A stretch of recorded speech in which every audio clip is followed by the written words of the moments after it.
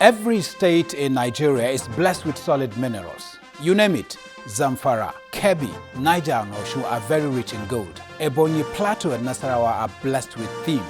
The bitumen in Ondo State is of the highest quality anywhere in the world, and so much more.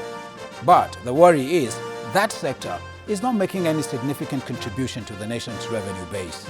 Now, as government makes effort to optimize the revenue in the nation's solid mineral sector, my guest on this week's episode of the program believes sincerity and determination will boost revenue in the sector.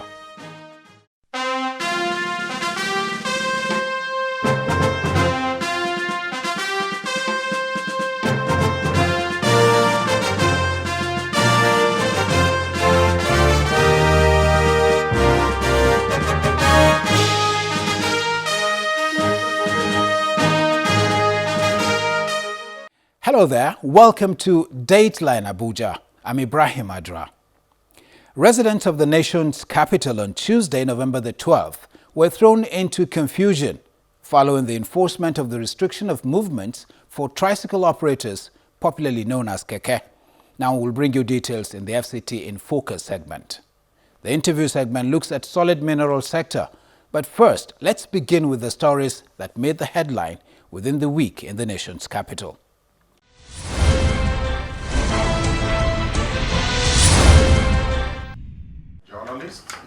The Minister of Information and Culture, Alhaji Lai Mohammed, continues to insist that the federal government-sponsored social media bill is not aimed at silencing the media in Nigeria, but to regulate the activities of non-professionals who fill the social media space with fake news. He said this when he met with the leadership of the Nigerian Union of Journalists. When we announced our plan to regulate the social media, we said clearly that the regulation is not an attempt to gag the media or to muzzle free speech. And we said clearly that journalists, trained professional journalists, have nothing to fear. As a matter of fact, the major beneficiary of injecting sanity into the social media or even the broadcasting code is trained professional journalists. They're not the ones who are out to regulate. No. It's those charlatans. President Buhari laments 1 trillion naira spent on constituency projects with no impact on the people. This is one of the discoveries contained in the report by the Independent Corrupt Practices and Other Related Offences Commission, which was unveiled by President Buhari during a summit on diminishing corruption in the public sector.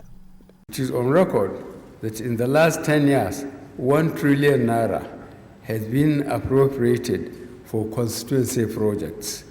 Yet the impact of such huge spending on the lives and welfare of ordinary Nigerians can hardly be seen.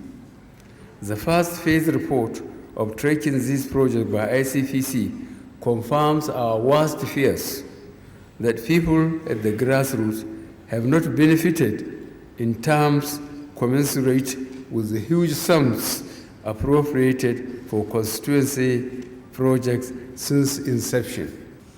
Heads of security agencies in the country have been encouraged to sustain the momentum in the efforts to ensure peace and security of lives and property. This was revealed by the Inspector General of Police, Mr. Mohammed Adamu, after heads of the nation's security agencies met with President Muhammadu Buhari. We've realized that the security situation in the country is stable. Our banditry has been reduced to the barest minimum.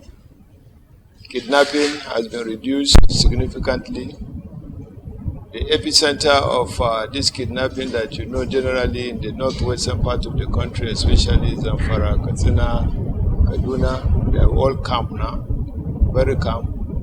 The insurgency in the northeast on a daily basis have been degraded, and many of the insurgents are surrendering to the authority, and they're giving up their arms.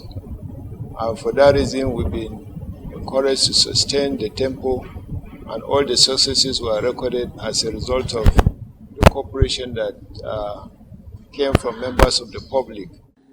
The Minister of Information and Culture has received reports of the committee inaugurated last month to study and make recommendations on government's proposals to reform the National Broadcasting Commission.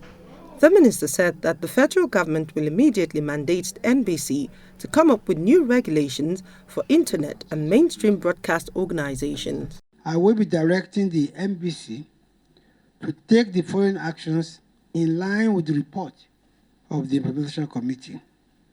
1. To immediately come out with fresh regulations that will promote the local broadcast industry and protect the Nigerian broadcast industry from monopolistic tendencies. I will also direct the NBC to immediately come up with regulations for the broadcast of content on the internet and the web. Of course, the regulations must not in any way gag the press or hinder their universal role of providing valuable information to the citizenry. The Federal Executive Council has approved the payment of $2 million as contribution to the West African Power Pool. The executive decision-making organ also signed off on the payment collateral to secure €500 million credit facility for the Bank of Industry. These are the key outcomes of the council meeting chaired by President Muhammadu Buhari at the State House in Abuja. $2 million, that is part of our contribution to West African Power Pool, WAP. The Speaker of the House of Representatives, Honorable Femi Gbajabiamila, says the report of the Independent Corrupt Practices and Other Related Offences Commission, which claims that in the past 10 years, 1 trillion naira has so far been appropriated for National Assembly constituency projects with little or nothing to show for it, is false and misleading. The facts are easy to access. We have the FOI bill, Freedom of Information Bill, where ICPC could easily go to. They have all the powers and the tools of investigation and look at releases as opposed to what has been budgeted for. The Nigerian Governors Forum is throwing its full support behind the federal government's proposed increase in value-added tax, insisting that it is of great necessity for the government to increase revenue generation in order to enable it address the nation's infrastructure problems.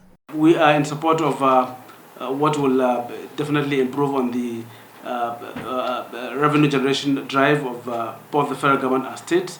And we're appealing to those probably who have no proper understanding of the context of those bills to kindly have a rethink and reflect on the quantum of work that is ahead of us as a country, as states. We need a lot of resources to turn around infrastructure, to invest in education, to invest in healthcare, to virtually invest in every sector of our national life. So there is the urgent need for more revenues in Nigeria. Meanwhile, the Senate has passed the finance bill, which when signed into law, will make Nigerians pay more value-added tax in 2020.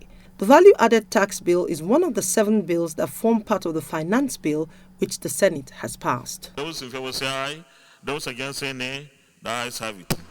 And the National Economic Council has resolved to fully engage mineral-producing communities to avoid the mistakes made in the oil sector. The 7th meeting of the Council also resolved to review the status of the ownership structure of power distribution companies in Nigeria. The Governor of Ekiti State, Chairman of the Governors Forum NGF, should constitute an ad hoc committee involving governors to engage with the Federal Ministry of Mines and Steel to find ways of addressing all the issues involved so that there will be less challenges, especially in this particular ministry. President Muhammadu Buhari has pointed out that the autonomy of state legislatures has been constrained by the Constitution, which has to be adhered to or altered to reflect some dynamics and realities of the country. The President said this at a meeting with the speakers of the State House of Assembly from the 36 states of the Federation. One particular one that has to do with the independence, autonomy of the legislature and judiciary was also one of those things we discussed with the Mr. President, urging him to see to the end, to the success of that exercise. Though it has been signed assented to by President, but implementation is yet to take place. And it's one of the things that we heard Mr. President to see to he that is being implemented by all states.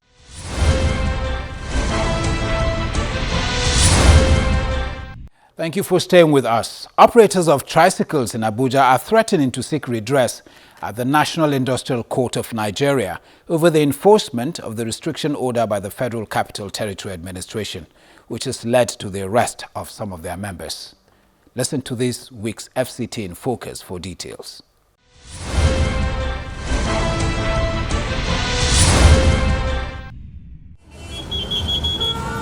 Before now, tricycles form a part of the transport system in the nation's capital. The tricycles can meander their way through traffic on major roads in a bid to get to their destination.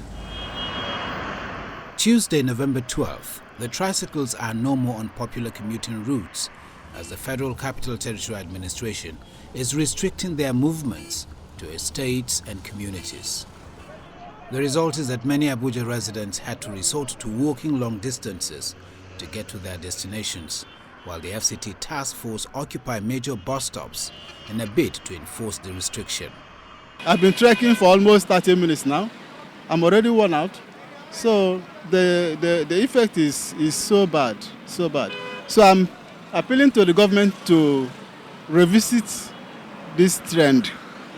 You know, if they are being restricted, to which area are they restricted?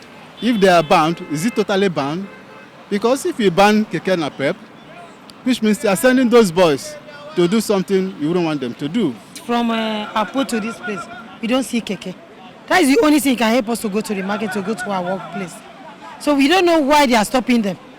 And now, I stand here for more than 30 minutes to enter along. There is no motor. I don't know what government will do for us. We poor people, we don't have a car. Even this, our private work, is not moving well. So what do they want us to do? They try to help us and do something about it. The restriction also came with a hike in the cost of fares for taxis. Yes, I go to Maran after 11, and on a good day, I had to have gotten the Maran to 8. So I go to Maran after 11. There was no keke, and even the drop to the cab, the expenses, they inflict prices on the normal distance we used to have with them. So I don't think it's okay. I'm annoyed because of what they're charging. I'm going to New Market and they will not take me to where I'm going. I will stop at Italori Junction. It's supposed to be 15 naira. They're charging 100 naira because there's no keke. In November 2002, tricycles were introduced as part of the federal government's poverty alleviation program. This program provided employment for thousands of Nigerians.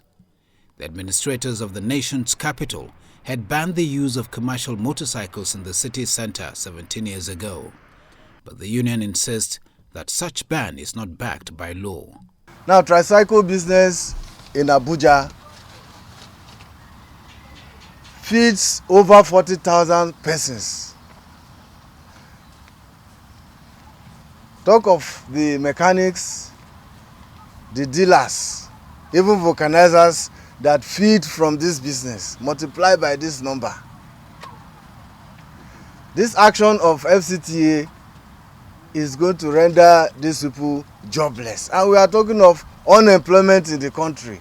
And this action is going to create more unemployment. The issue got the attention of the House of Representatives following the adoption of a motion calling for the suspension of the order of the Federal Capital Territory Administration. Call the federal government and particularly the Minister of Federal Capital Territory to immediately resign this unpopular and inhuman order totally, or at least for the time being. 2, that the Minister of Federal Capital Territory should put proper measures in place to alternatively engage the youth who depend on tricycle or living and create sufficient awareness before similar order is made and effected in future. High-capacity buses have been provided by the FCT administration that are applying the rules where the operations of this keke have been restricted. That is in line with the Abuja master plan. It is not a total ban on the activities of keke and pep operators. So we want to disabuse the minds of residents as well as the operators themselves to see this as part of the development that the FCT has to go through. And we are growing as a city, and all of us desire to have a beautiful city like we see in other parts of the world. The FCT administration insists that the plan is to sanitize the public transport system in the nation's capital, especially within the city center.